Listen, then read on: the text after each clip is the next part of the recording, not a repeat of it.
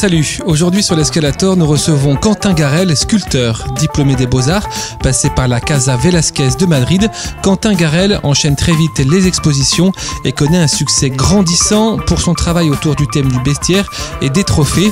On parle de tout cela tout de suite avec Céline sur l'Escalator. Alors bonjour Quentin Garel, on fait un petit tour d'Escalator. Allons-y. Alors ça fait maintenant plus de 10 ans que tu sculptes des animaux, tu travailles autour du thème des animaux. Au départ, est-ce que c'est par rapport à la diversité des formes, des matières qu'on trouve dans les différentes espèces que tu as décidé d'aller vers ça, ou c'est un peu venu par hasard? Oh, vaste question, difficile de répondre si vite.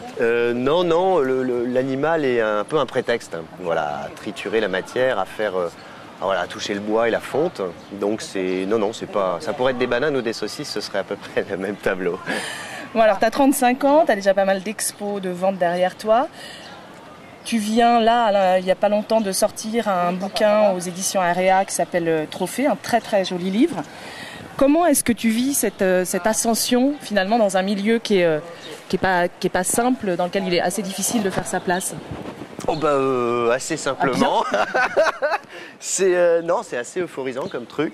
Donc je le vis plutôt bien. Ça donne un peu de confiance et d'élan, ce qui est assez sympa. Non, je le vis bien. Par rapport à ton travail, j'imagine que tu as plein de sources d'inspiration et que tu dois aussi parfois avoir envie justement d'aller vers d'autres thématiques que les animaux. Est-ce que tu te sens complètement libre par rapport à ça, ou est-ce qu'il y a quand même un minimum d'appréhension à aller vers autre chose en se disant il y a des attentes du public, comment est-ce que ça va être perçu ou... Bon, effectivement, il y a des trucs qui suscitent des engouements particuliers. Mais à partir du moment où tu vis de quelque chose, la préoccupation est plutôt de réussir une belle sculpture. Donc le travail évolue à son rythme sans que je décide vraiment... Sans se poser vraiment la question finalement. Oui. Non, il n'y a pas de règle.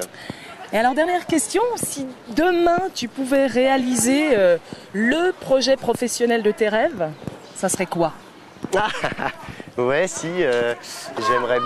j'aimerais bien construire une sculpture plus grosse que celle de Bartholdi à New York. Voilà, j'aimerais bien participer, j'aurais aimé participer à une aventure de cet ordre-là. Ouais, parce qu'humainement, techniquement, voilà, il y a plein de choses qui me dépassent. Et quoi comme sculpture? Alors encore une fois, c'est un prétexte à une aventure humaine. Une banane. Voilà, une banane géante. Non, une architecture zoomorphique, quelque chose dans le genre.